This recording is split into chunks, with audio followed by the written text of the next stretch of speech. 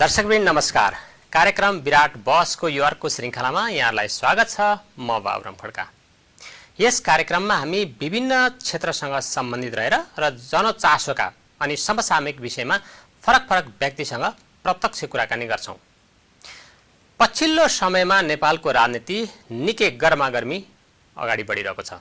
त्यसमा पनि एक नम्बर प्रदेशको राजनीति र सरकारको बारेमा धेरैलाई चासो बढ्दै गएको छ। के हुन्छ त अब एक नम्बर प्रदेशको राजनीति कसरी जान्छ र सरकारको अवस्था के हुन्छ भन्ने विषयमा आज मूलतः हामी कुराकानी गर्दैछौँ। यही विषयमा कुराकानी गर्न हाम्रो साथमा हुनुहुन्छ नेकपा एकीकृत समाजवादीका केन्द्रीय सदस्य तथा एक नम्बर प्रदेशका सभासद राजन राई। आउनुहोस् उहाँलाई कार्यक्रममा स्वागत गरौँ। माननीयज्यू, कार्यक्रममा यहाँलाई स्वागत छ। धन्यवाद। अब यतिखेर यहाँहरूको दौडधुप एकदम व्यस्तता दिन प्रतिदिन बढिरहेको छ है?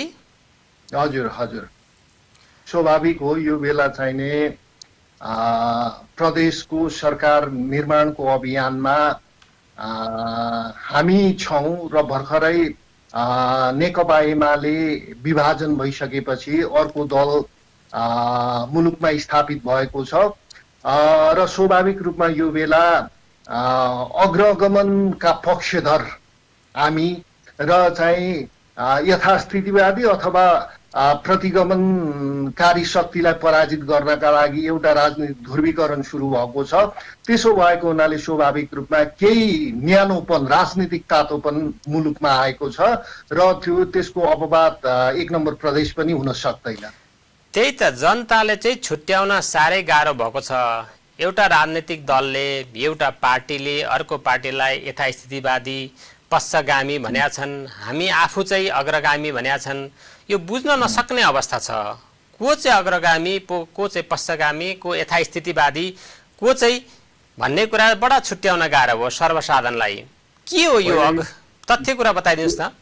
तथ्य कुरो के हो भने नेपाली जनताको रगत पसिना र आँसुको बलमा हामीले नेपालको संविधान निर्माण गर्यौं, जसको उद्देश्य चाहिँ लोकतान्त्रिक गणतन्त्र स्थापित गर्ने, मुलुकको उन्नयन गर्ने र नेपाली जनताको उत्थानका लागि समर्पित हुने भनेर हामीले लोकतान्त्रिक गणतन्त्र स्थापना गर्यौं। तर त्यो लोकतान्त्रिक गणतन्त्र स्थापना गरेपछि हामी के भन्छौं भने मुलुक संविधान र कानूनले चल्नुपर्छ, पार्टी विधान र अनुशासनले चल्नुपर्छ। हाम्रो सामान्य मान्यता त्यो थियो। तर दुर्भाग्य के भइदियो भने हामीले निर्वाचित गरेको प्रधानमन्त्री, हामीले राष्ट्रिय महाधिवेशनबाट निर्वाचित गरेको पार्टीको अध्यक्ष त्यसका विरुद्ध लाग्नुभयो। स्थिति त्यो भइसकेपछि के हो भने लगातार हजुर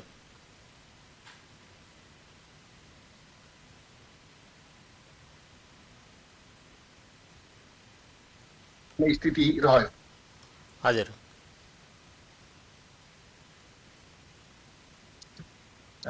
त्यसो भएको हुनाले अहिले चाहिँ के हो भने इतिहासले प्रुफ गर्छ यो बेला चाहिँ हामी लोकतान्त्रिक शक्तिहरू, गणतन्त्रवादी शक्तिहरू चाहिँ अग्रगमनका पक्षधर हौं र भूतपूर्व प्रधानमन्त्री केपी ओलीले नेतृत्व गर्नुभएको जुन शक्ति छ त्यो चाहिँ यथास्थितिवादी, अझ भनौँ भने दक्षिणपन्थी कित्तामा उभिएको छ।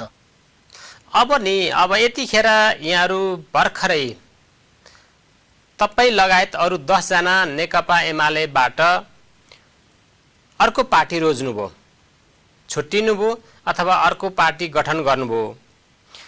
10 जना सभासदहरू के प्रलोभनमा, के आश्वासनमा, के आशामा यहाँहरू नेकपा एकीकृत समाजवादी रोज्नु भएको? होइन, मैले भनिहालेँ त्यसको डेफिनेसन अलिकति मैले भने। हामीले जुन विश्वास गरेका थियौं पूर्व प्रधानमन्त्री केपी शर्मा ओली प्रति, उहाँले चाहिँ लगभग 2/3 बहुमतको सरकार निर्माण पनि गर्नुभएको थियो। नेपाली जनताले त्यो अभिमत पनि दिएको थिए। तर चाहिँ उहाँले चाहिँ जनताको मनोकांक्षा अनुसार काम गर्न सक्नु भएन र त्यो कारणले गर्दा हामी यो रहरले होइन चाहिँ बाबुरामजी, यो रहरले होइन, एक किसिमले के अरे यो बाध्यताले हामीले वामपन्थी आन्दोलनलाई ध्रुवीकृत गर्न खोजेको, पुनर्गठन गर्न खोजेको। त्यही त तपाईहरुकै कारणले अथवा तपाईहरुले नै काम गर्न दिनु भएन, वातावरण बनाइदिनु भएन, परिवेश नै त्यस्तो स्थिति आयो भन्ने उहाँको त आरोप छ नि त। त्यस्तो गरिदिनु भयो होला नि त। नेटको समस्या भयो। हजुर, मेरो कुरा सुनिया छैन? होइन, उता नेटले काम गरेको छैन कि क्या हो? हैन, यतातिर ठिक छ। अब यहाँको नेटमा केही समस्या हो कि जस्तो लागिरहेको छ।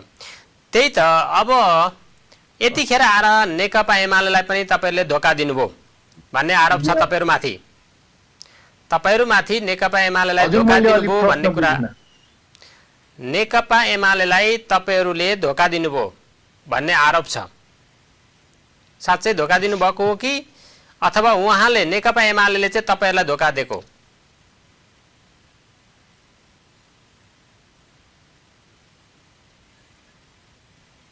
मेरो आवाज सुन्दै हुनुहुन्छ? प्रश्न अलिकति बुझिएन, यो प्राविधिक समस्या रह्यो। फेरि म दोहोर्याउँछु, नेकपा एमालेलाई तपाईहरुले धोका दिनुभयो भन्ने आरोप छ क्या तपाईहरुलाई?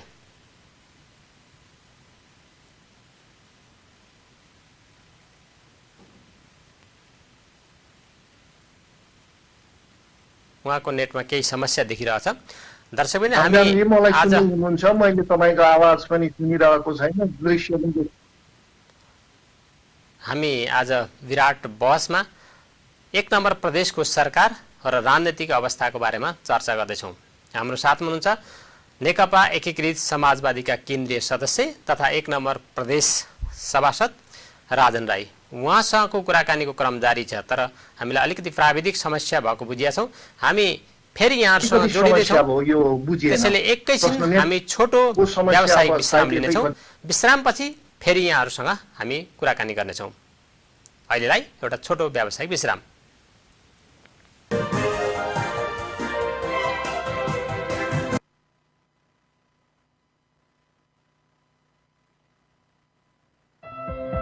स्थान एक सुविधा अनेक, तपाईहरुको भरपर्दो र विश्वासिलो युनिफर्म हाउस।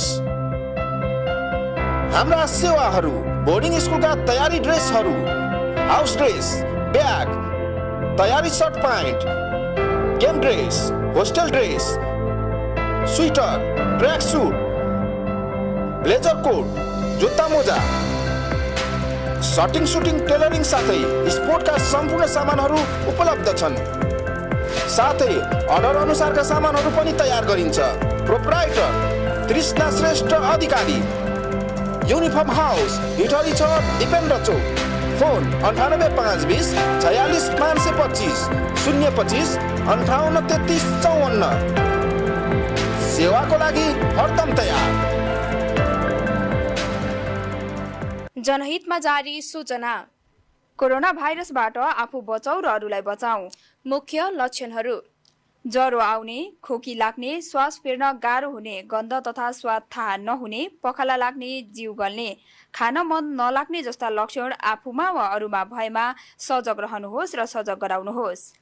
होम आइसोलेसनमा बस्दा ध्यान दिनुपर्ने कुराहरू: दिनमा 4-5 पटक अक्सिजनको स्तर नाप्ने, तनाव नलिई सकारात्मक कुराहरू मनमा राख्ने, पोसिलो तथा झोलिलो खानेकुरा नियमित रूपमा खाने, राम्ररी हावा खेल्ने कोठाको व्यवस्था गर्ने, दिनमा कम्तीमा बिहान, दिउँसो र बेलुका पानीको बाफ लिने, सरसफाइमा ध्यान दिने, धेरै शारीरिक बल नपर्ने योग तथा ध्यान गर्ने, नियमित स्वास्थ्य कर्मीको सम्पर्कमा रहने।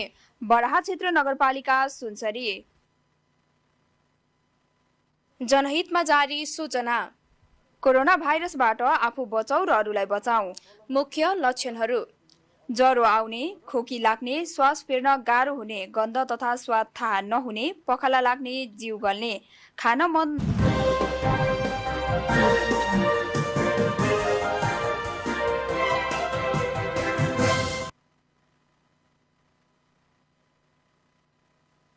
व्यावसायिक विश्रामपछि पुनः स्वागत छ कार्यक्रम विराट बहसमा। आज हामी अत्यन्त समसामयिक विषयमा कुराकानी गर्दैछौँ। 1 नम्बर प्रदेशको राजनीतिक अवस्था र सरकारको अवस्था।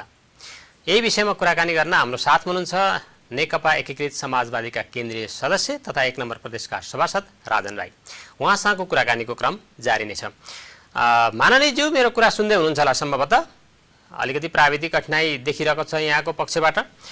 अब यहाँहरूले भर्खरै नयाँ पार्टी रोजेर नेकपा एमालेलाई छोडेर जानुभयो, प्रवेश गर्नुभयो, नयाँ पार्टी निर्माण गर्नुभयो। धेरैको आरोप छ क्या, अब यो अहिलेको राजनीति भनेको चाहिँ आशा आश्वासन प्रलोभनमै रुमलिरहेको छ, उहाँहरू पनि त्यसैमा फस्नुभयो भन्ने आरोप छ। यो कतिसम्म सत्य हो? यो चाहिँ सत्य होइन। हामी चाहिँ रूपान्तरण गर्न, कम्युनिस्ट आन्दोलनलाई रूपान्तरण गर्न चाहिँ कस्तो हो भने अहिलेसम्म के देखियो भने हामी नाममा चाहिँ कम्युनिस्ट भयौँ, तर व्यवहार शैली आचरण हाम्रो जीवनचर्या त्यो कुनै कोणबाट पनि समाजवादी अथवा कम्युनिस्ट वामपन्थी भन्न सुहाउने खालको भएन।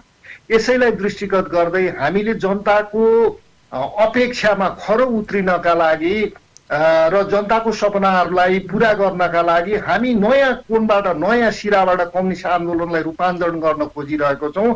यसो भएको हुनाले ब्लेम स्वाभाविक रूपमा इतिहासको लेखाजोखा गर्दाखेरि जनतालाई त्यो आरोप लगाउने ठाउँ छ, तर हामी इमान्दारीपूर्वक जे जति लागिरहेका छौँ हामी चाहिँ कम्युनिस्ट आन्दोलनलाई नयाँ कोणबाट साँच्चै नै जनताले महसुस गर्ने गरी अनुभूति गर्ने गरी चाहिँ कम्युनिस्ट आन्दोलनलाई रूपान्तरण गर्न चाहन्छौँ। तर जनताले भनेको के चाहिँ बजारमा चलेको हल्ला अथवा जनताले भनिरहेको कुरो के चाहिँ अहिलेसम्म सच्याइ हो भने हामीले जति गतिविधि गर्यौँ त्यो समय सापेक्ष थिएन, जनताको अपेक्षा अनुकूल थिएन र राष्ट्रियको आवश्यकता अनुसार थिएन। कुरा राम्रा भए काम भएनन्, कुरा एकातिर भए काम भएनन् भन्ने आरोप छ क्या। जस्तो अहिले संघीय सरकार निर्माण भएको, प्रधानमन्त्रीले केही मन्त्री नियुक्त गरेर सरकार चलिरहेको अवस्थामा यति लामो समय भइसक्यो, अब सरकार विस्तार पनि भएको छैन, हुँदै हुँदै यो अवस्था छ। यतिखेर आवश्यकता विषम परिस्थिति छ मुलुकमा, छिटोभन्दा छिटो सरकार गठन गरेर चाहिँ हरेक क्रियाकलापहरू काम कारबाही अगाडि बढाउनु पर्ने अवस्थामा एक अर्कामै खिचातानी भइसक्यो। यहाँ त देखिसक्यो नि। अब साँच्चै नै जनताका लागि देशका लागि हामीले केही गर्न कम्मर कसिरहेका छौँ भन्ने, तर व्यवहारमा नदेखिने यो स्थिति देखिसक्यो नि, छर्लङ्ग देख्यो नि, होइन र? यो कस्तो पनि होला भने एक कोणबाट तपाईँले भन्नुभएको कुरोमा मेरो असहमति छैन। सङ्घमा चाहिने सरकारलाई पूर्णाकार दिएर तीव्रतर रूपमा गतिविधि सञ्चालन गर्नुपर्ने अवस्था हो, तर हामीले के भुल्नुहुन्न भने तर धेरै लामो समयदेखि भनेको अब सङ्क्रमणकालीन अवस्था भन्छौँ, तर पछाडि चाहिँ जसलाई विश्वास गर्यो उसले विश्वासघात गरिसकेपछि मुलुकको राजनैतिक अवस्था अब एक कोणबाट गयो र त्यो कोणबाट विश्लेषण गर्दाखेरि अहिले के भन्न सकिन्छ भने एक हदसम्म सङ्क्रमणकालीन फेज हो। पार्टीहरू पुनर्गठन भएको छ, नयाँ बनेको छ, अदालतमा विभिन्न मुद्दाहरू चलिरहेका छन्, दल दर्ता भएको छ। यसो हुँदाखेरि केही हदसम्म यो सङ्क्रमण कालमा थोरै यसले समय लिएको स्वाभाविक हो।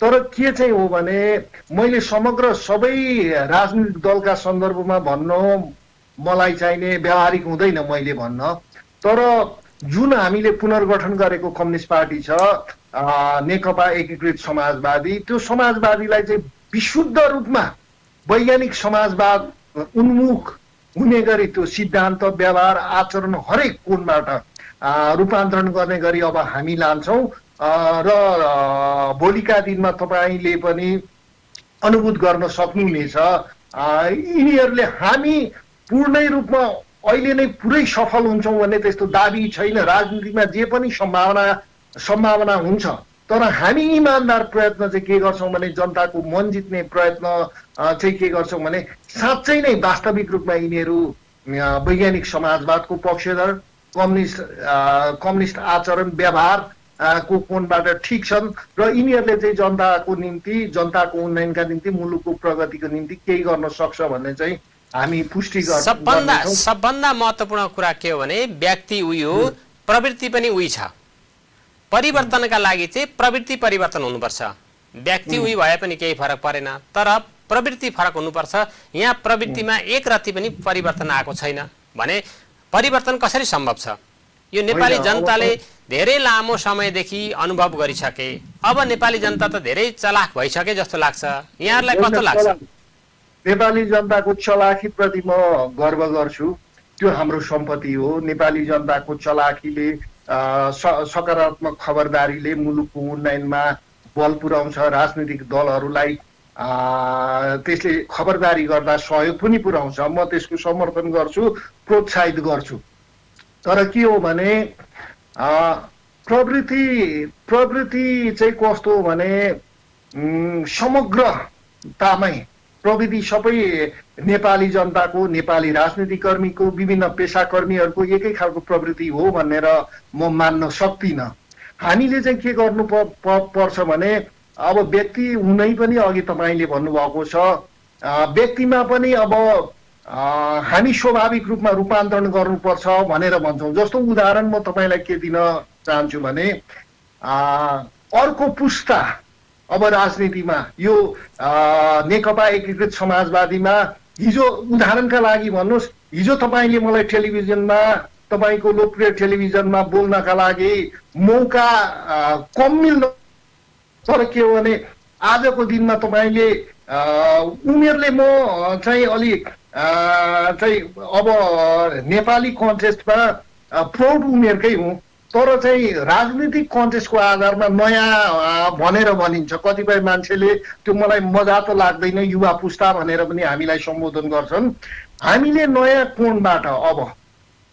कोणबाट हाम्रा सिद्धान्तहरूलाई व्यावहारिक रूपमा उतार्ने कोसिस गर्नेछौँ र परिवर्तन सम्भव छ र हामीले चाहिँ हामीले नै मिलेर यसलाई सम्भव बनाउनु पर्छ भन्ने मलाई लाग्छ। बाबुरामजी, गर्ने भनेको त युवाहरूले नै हो। अब अलि पाका उमेरका नेताहरूले त खालि कुरा मात्रै गर्ने भन्ने सबैले बुझिसकेका छन्। अब मूलत हामी अलिकति बढी 1 नम्बर प्रदेशमा केन्द्रित रहौँ आज। तपाईहरूले अहिलेका सरकारका प्रमुख 1 नम्बर प्रदेशका मुख्यमन्त्री भीम आचार्यलाई धोका दिनुभयो है कि भीम आचार्यले चाहिँ तपाईँलाई धोका दिनुभएको? तपाईँको पछिल्लो चाहिँ शब्द 100% सही हो। हामीले उहाँलाई नेता मानेका थियौँ। अब उहाँलाई नै बनाउनका लागि पनि पछिल्लो समयमा, योभन्दा केही समय अगाडि अविश्वासको उहाँलाई दलको नेता मानेर हामीले अगाडि बढाएको थियौँ र उहाँ नेतृत्व गर्दाखेरि जुन कोणबाट अहिले चाहिँ तात्कालिक प्रधानमन्त्री केपी ओलीले चाल्नु भएको कदम थियो संसद विघटन गर्ने, त्यो पनि एकपल्ट होइन दुईपल्ट विघटन गर्ने कदम चाल्नुभयो। त्यसलाई चाहिँ हामीले के भनेका थियौँ भने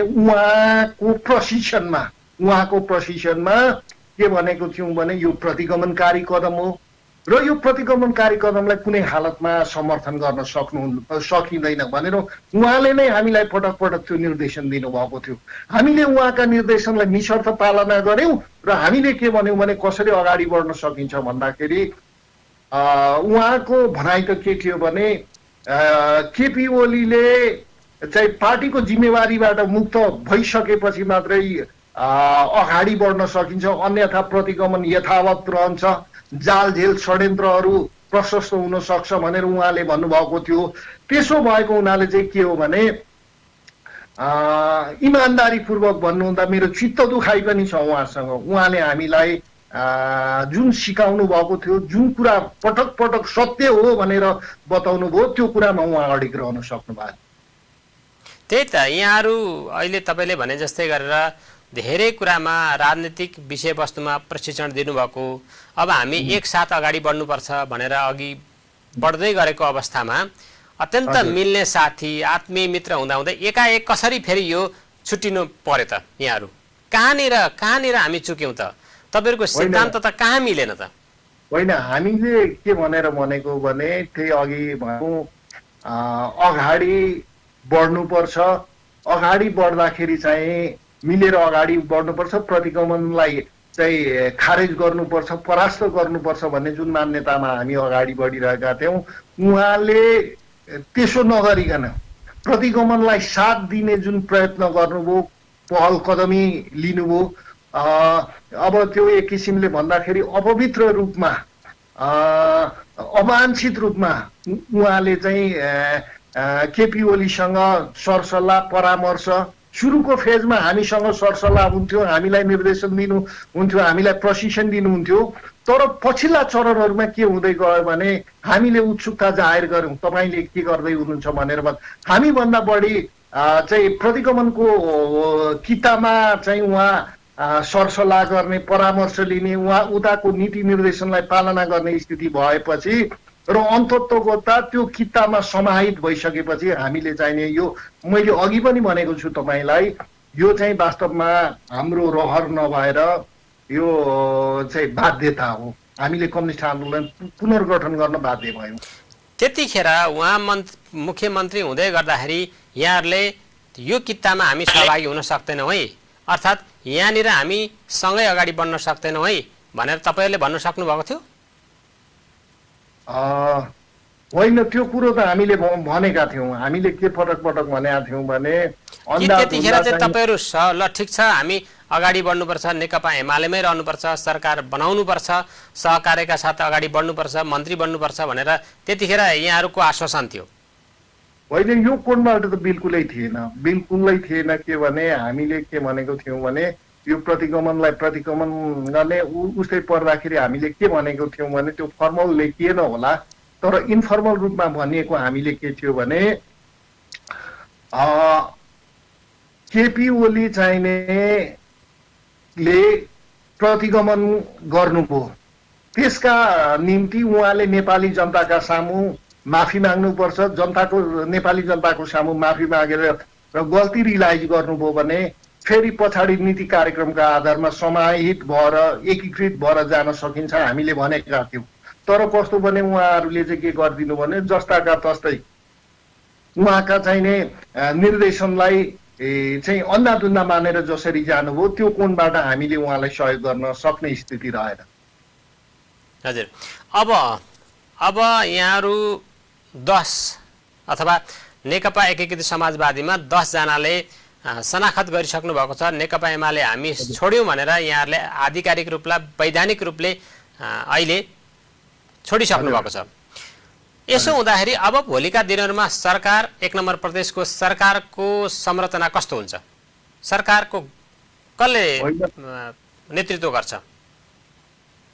होइन, सरकारको संरचनाको नेतृत्व कसले गर्छ भन्ने सन्दर्भमा चाहिँ हामी 22 गते पछाडि छलफल गर्छौँ। आज पनि एउटा प्रेस विज्ञप्ति जारी गरियो, त्यसमा 4वटा राजनीतिक दलका नेताहरू रहनु भएको थियो।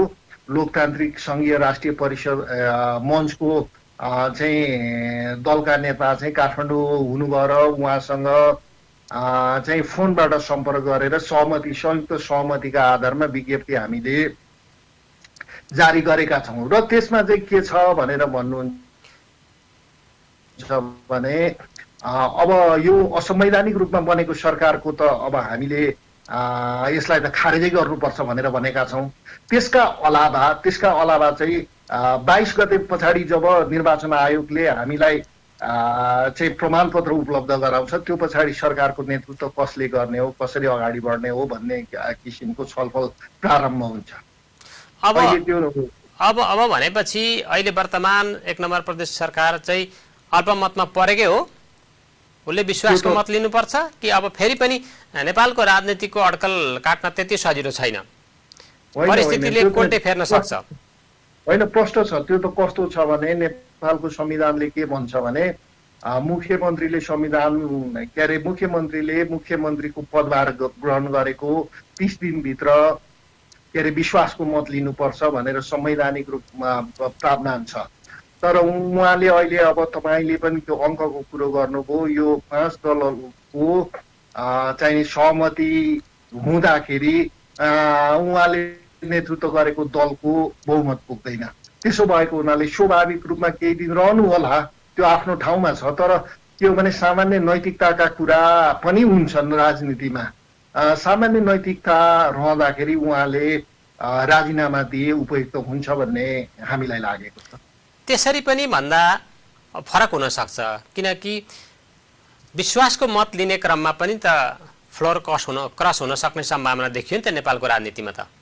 त्यसैले अहिले नै त्यसरी अड्कल काटिहाल्न सक्ने अवस्था छैन, परिस्थिति त्यसरी पनि हुन सक्यो नि त।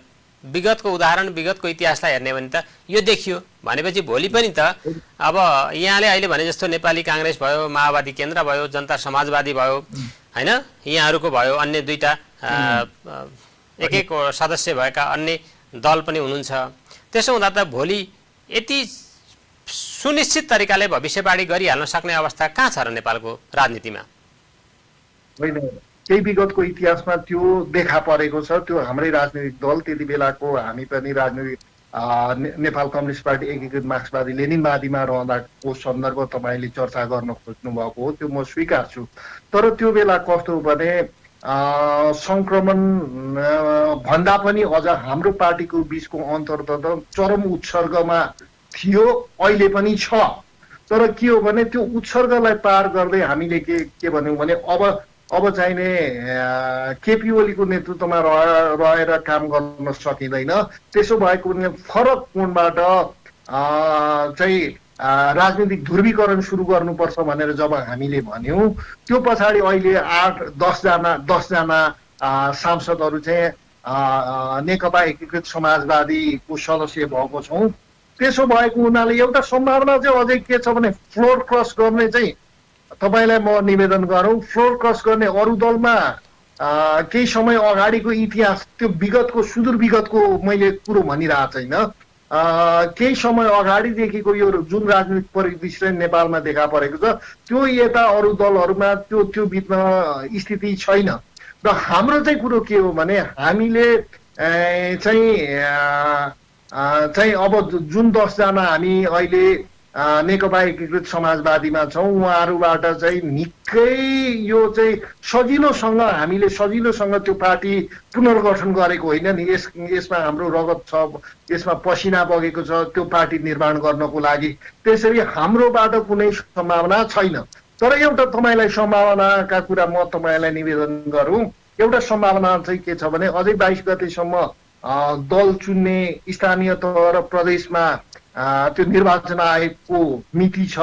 त्यो समयसम्म अझै केही माननीयजीहरू चाहिँ हामीसँग आउने सम्भावना चाहिँ त्यो छ। तर फ्लोर क्रस गरेर होइन, अगाडि नै उहाँहरूले चाहिँ वैधानिक रूपमा पार्टीमा समाहित हुन सक्ने स्थिति चाहिँ छ बाबुरामजी। त्यही त अहिले पनि नेकपा एकीकृत समाजवादीमा यहाँ प्रदेशदेखि लिएर सङ्घसम्मका सभासदहरू सांसदज्यूहरूलाई पनि निकै गाह्रो बनाउनु भयो नि त यहाँहरूले। एकदम भन्ने गरिन्छ एकदमै कन्ट्रोल गरेर चाहिँ ठाउँ ठाउँमा पुर्याएर बसाएर प्रशिक्षण दिएर सङ्घदेखि लिएर प्रदेशसम्मको यो अवस्थालाई तत्काल 2-4 दिनको अवस्थालाई हेर्ने हो भने 10जना सांसदहरूलाई अत्यन्त सुरक्षाका साथ विभिन्न ठाउँमा पुर्याएर प्रशिक्षण दिएर हो कि अब कर बलले हो कि के हो थाहा छैन होइन, कुरा बाहिर त्यसरी नै आएका छन्। कर बलले पनि तपाईँहरूले एक ठाउँमा राखेर चाहिँ यो गर्नुभयो, बडा सङ्घर्षले तपाईँहरूले बनाउनु भएको छ, त्यो त स्वीकार्नै पर्यो नि होइन र? यो तपाईँले भन्ने आफ्नो ठाउँबाट भन्नुहुँदाखेरि म त्यस्तो अब्जेक्सन गर्दिनँ। तर के हो भने हामीले कतिपय प्राविधिक कुरोहरू चाहिने तुरुन्तै गर्नुपर्ने निर्णयहरूका सन्दर्भमा एकै ठाउँ बसेर हाम्रा विचारलाई मन्थन गरेर चाहिँ उपयुक्त सोल्युसन दिनका लागि त्यो बस्दा मिटिङ बस्दा छलफल हाम्रो चाहिने राजनीतिक काममा त कस्तो हुन्छ भने तपाईँलाई मैले बताइराख्नु पर्दैन, अधिवेशनहरू हुन्छन्, केही दिनहरू बित्छ, त्यहीँ बस्छौँ हामी, सामूहिक रूपमै बस्छौँ। पार्टीको चाहिने बैठकहरू हुँदाखेरि सामूहिक रूपमै बस्ने गरिन्छ। त्यसो हुँदाखेरि यसलाई त्यो जबरजस्ती अथवा चाहिँ त्यो गोलबन्द गरेर व्यथितिपूर्ण तरिकाले हामी बसेको भन्ने कोणबाट बुझ्नु भएन। त्यो तपाईँको मार्फत म नेपाली जनतालाई आग्रह गर्न चाहन्छु। त्यही त यथार्थ कुरा के हो भन्ने कुरा त धेरै व्यक्तिले पनि थाहा पाइसक्नु भएको छ। भोलिका दिनहरूमा पनि अझ प्रष्ट हुँदै जान्छ, केही छैन। दर्शक पनि हामी विराट बहसमा छौँ। आज हामी 1 नम्बर प्रदेशको राजनीति र सरकारको विषयमा विशेषतः कुराकानी गर्दछौँ। हाम्रो साथमा हुनुहुन्छ नेकपा एकीकृत समाजवादीका केन्द्रीय सदस्य तथा 1 नम्बर प्रदेश सभासद राजन राई। उहाँसँगको कुराकानीको क्रम जारी नै छ, तर अहिले हामी छोटो विश्राम लिनेछौँ। विश्रामपछि पुनः उपस्थित हुने नै छौँ। विराट टेलिभिजन हेर्दै रहनुहोला।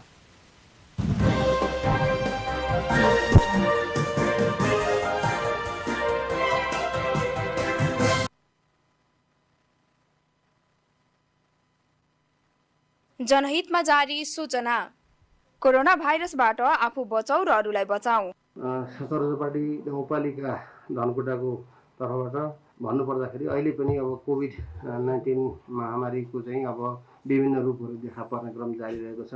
अब अहिले पनि परीक्षण गर्दाखेरि चाहिँ गाउँघरमा यसको चाहिँ अब पोजिटिभ केसहरू प्राप्त भइरहेको अवस्था छ। यस कारणले आम चाहिँ सतरजपाटी गाउँपालिकावासी दिदीभाइ दाजुबहिनी उहाँहरूलाई चाहिँ अब यो कोभिड चाहिँ अब कसरी चाहिँ यसलाई भगाउन सकिन्छ, कसरी चाहिँ सुरक्षित रहन सकिन्छ, यसका लागि चाहिँ यहाँहरूले सबै सुरक्षित भएर बसिदिनु हुन, मास्कको प्रयोग गरिदिनु हुन, त्यसै गरी चाहिँ अब नियमित रूपमा चाहिँ अब सरसफाइमा ध्यान दिनु हुन र अब यो सेनिटाइजरको प्रयोग गरेर चाहिँ हात सफा राखिदिनु हुन म यहाँ आम गाउँपालिकावासीलाई हार्दिक अनुरोध गर्दछु। इटहरी नमुना कलेज शैक्षिक गन्तव्यको एक स्थापित नाम हो। 21औं शताब्दी सुहाउँदो शैक्षिक गतिविधिलाई सञ्चालन गर्दै आएको यस कलेजमा +2 लेभल तर्फ science, computer science, management, hotel management, education, arts, ल जस्ता विषयमा अध्यापन गराउँदै आइरहेको छ। ब्याचलर लेभलमा BHM, BCA, BSW, BBA, BBS, BA र मास्टर लेभलमा MBA को पठन पाठन गराइरहेको छ। अतिरिक्त क्रियाकलाप, खेलकुद, संगीत, एक्सपोजर, सेमिनार, टुर लगायतका हरेक गतिविधिमा प्रत्यक्ष सहभागी गराई विद्यार्थीको सर्वाङ्गीण विकासमा कटिबद्ध इटहरी नमुना कलेज विद्यार्थी, अभिभावक तथा समाजको मन जित्न सफल भएको छ।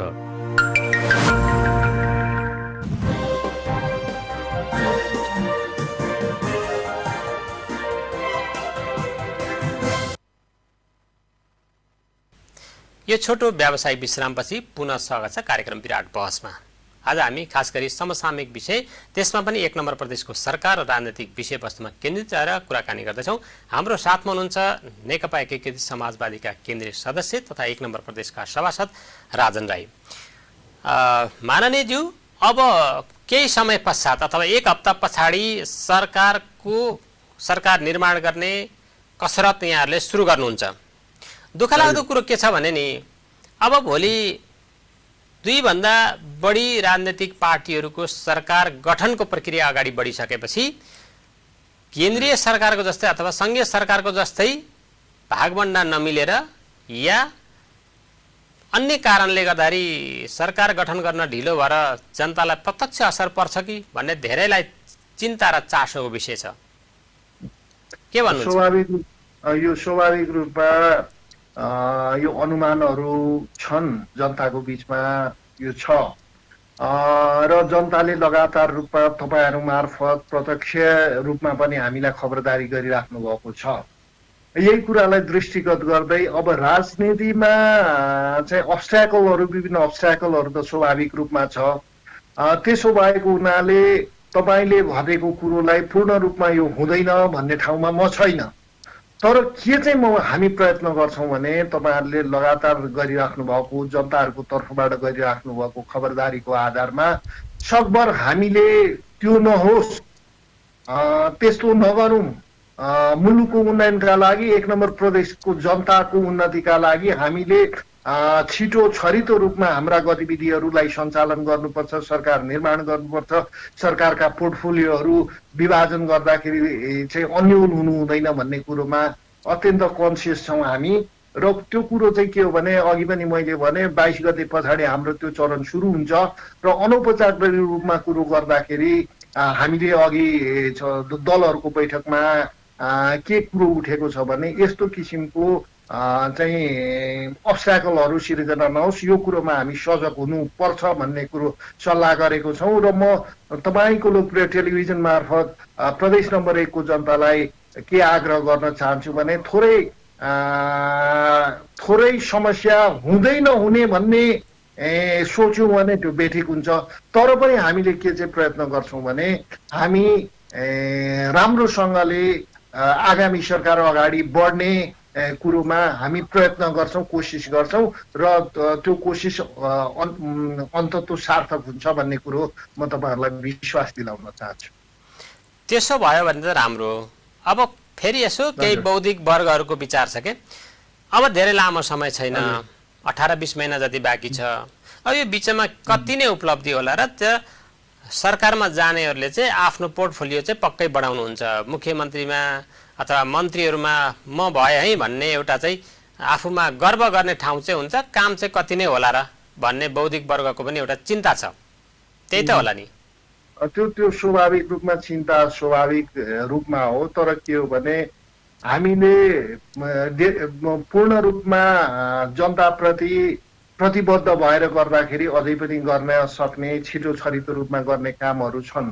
अझै दुर्भाग्यपूर्ण भन्नुपर्छ, शेरधन राईजी मुख्यमन्त्री हुँदाखेरि हामीले पटक पटक चर्चा गर्यौं, सामान्यतः हामीले यो प्रदेशको जनतालाई दिनुपर्छ, चुस्त दुरुस्त सरकारले आफ्नो कामहरू जिल्ला जिल्लामा गर्नुपर्छ भनेर भन्यौं।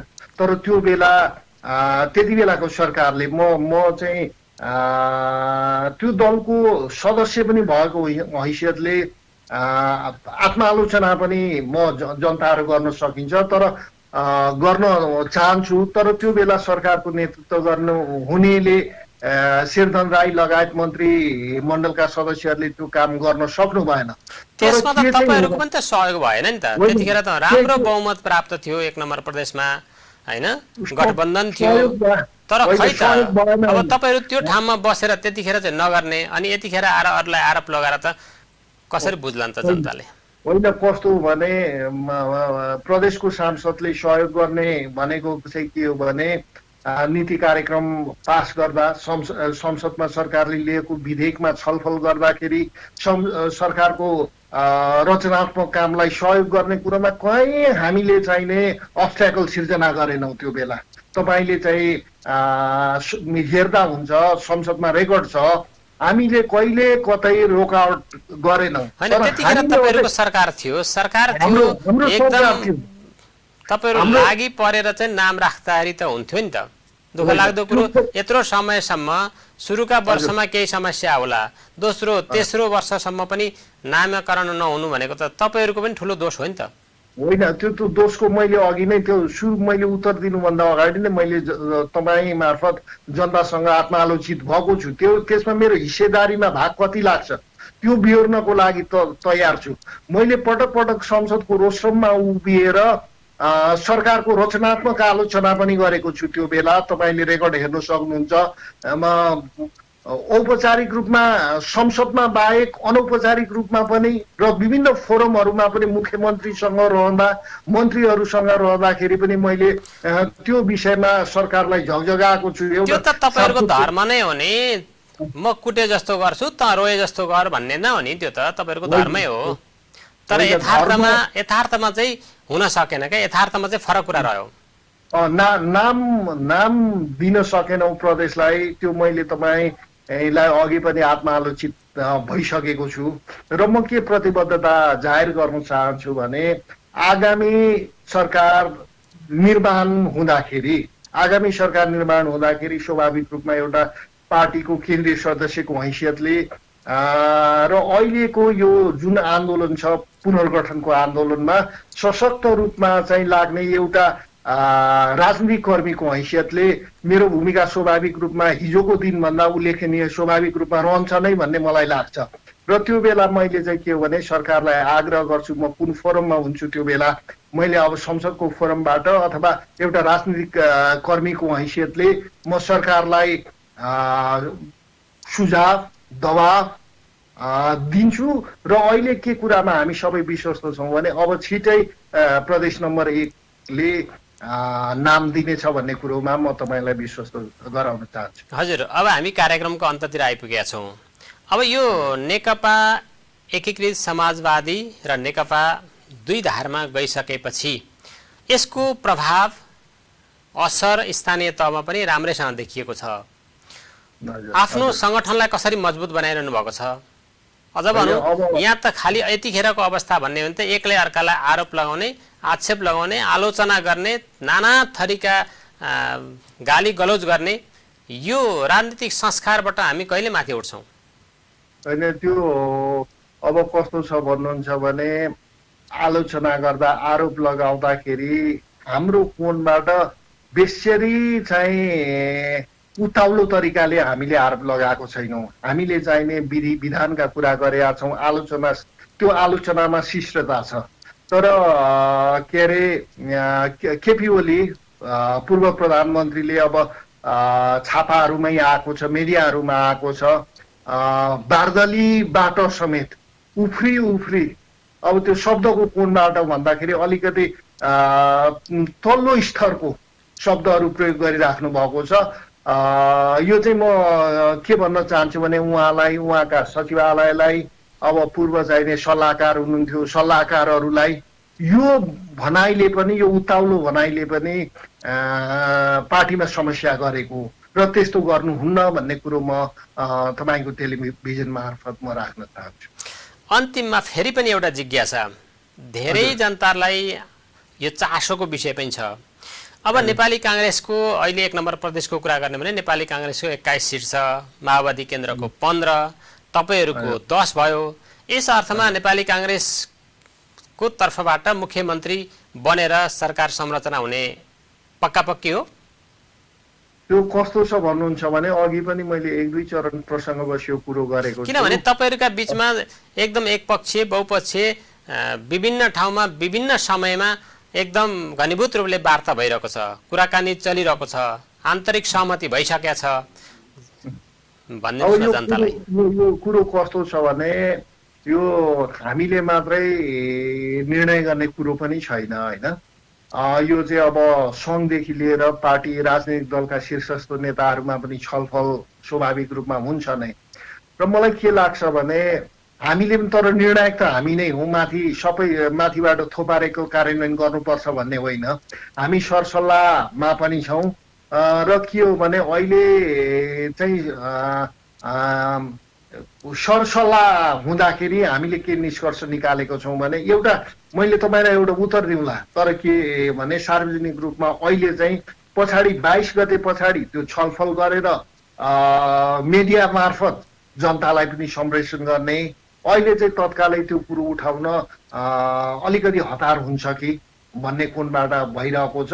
यसमा तपाईँलाई के विश्वस्त गराउन चाहन्छु भने सरकारको नेतृत्वका सन्दर्भमा यो चाहिँ हाम्रो 5 दलको चाहिने अहिले जुन गठबन्धन छ यो अग्रगतिका लागि हामीले सर्वसम्मत रूपमा सरकार प्रमुखको चाहिँ त्यो बेला नाम चयन गर्नेछौँ, दललाई पठाउनेछौँ, यसमा कुनै दुविधा हुँदैन। जे भने पनि राजनीतिमा असम्भव भन्ने कुरा केही छैन। अहिलेकै वर्तमान सरकारले पनि भोलि निरन्तरता पाउन सक्छ, कुनै आश्चर्य मान्न हुँदैन। त्यो त छैन, त्यो त छैन, कुनै चमत्कार पनि त हुन सक्छ नि, हैन? होइन, त्यो चमत्कार 7 सहयोग भन्ने कुरा त भोलिका दिनहरूमा हामीले कता कता गल्ती गरेछौँ भनेर सहभागी हुने राजनीतिक दलले फेरि पनि ठिक छ अहिलेकै वर्तमान सरकार ठिक छ भनेर त 7 सहयोग पनि त पाउन सक्ने अवस्था त्यतिकै छ। राजनीतिमा असम्भव भन्ने कुरा त छैन नि, होइन र? त्यो त अहिलेको लागि त्यो सम्भावना टडेर गएको छ अहिलेको लागि चाहिँ। किनभने सङ्घीय चाहिँ संरचना, सङ्घीय रूपमा पनि पार्टी नेतृत्वले गरेको छलफल, त्यसका परेका बासिटाहरू, विभिन्न कोणहरू, हामीले गरेका अन्तर्क्रियाहरू, अनौपचारिक बैठकहरू, औपचारिक बैठकहरूमा के हो भने अब चाहिँ यी 5 दलहरूले सरकारको नेतृत्व गर्ने, सरकार बनाउने एक किसिमले चाहिँ सहमति भइसकेको हुनाले अब त्यो चमत्कारको अहिले चमत्कार सुदूर भविष्यमा त्यो सम्भावना छँदै छैन भन्ने होइन, तर तत्कालका लागि त्यो सम्भावना टडेर गएको छ। हस्, यहाँको महत्त्वपूर्ण समय र जानकारीको लागि धेरै धेरै धन्यवाद। हस्, धन्यवाद। हस् त, यसका साथसाथै आजको विराट बहस यति नै। आज हामीले मूलतः नेपालको राजनीति र साथै 1 नम्बर प्रदेशको सरकार र राजनीतिक अवस्थाका बारेमा कुराकानी गर्यौँ। हाम्रो साथमा हुनुहुन्थ्यो नेकपा एकीकृत समाजवादीका केन्द्रीय सदस्य तथा 1 नम्बर प्रदेशका सभासद राजन राई, जो खोटाङ जिल्लाबाट निर्वाचित हुनुभएको थियो। वास्तवमा अत्यन्त यतिखेरको राजनीति निकै गरमागर्मी ढङ्गले अगाडि बढिरहेको छ। तथापि सर्वसाधारणले, नेपाली जनताले, 1 नम्बर प्रदेशका आम नागरिकले आफ्ना हरेक क्रियाकलापहरू सहज ढङ्गले अगाडि बढाउन पाउनुपर्छ। सरकार परिवर्तन होस् या नहोस्, हाम्रा हरेक क्रियाकलापहरू यतिखेर विषम परिस्थितिमा हामी रुमलिरहेका छौँ। हरेक कुराको समस्याको समाधान हुनु जरुरी छ भन्दै आजको विराट बहस यति नै। अर्को दिन फरक व्यक्ति र विषयका साथ उपस्थित हुने नै छौँ। त्यतिखेरसम्मको लागि म बाबुराम पनि बिदा चाहन्छु। नमस्कार।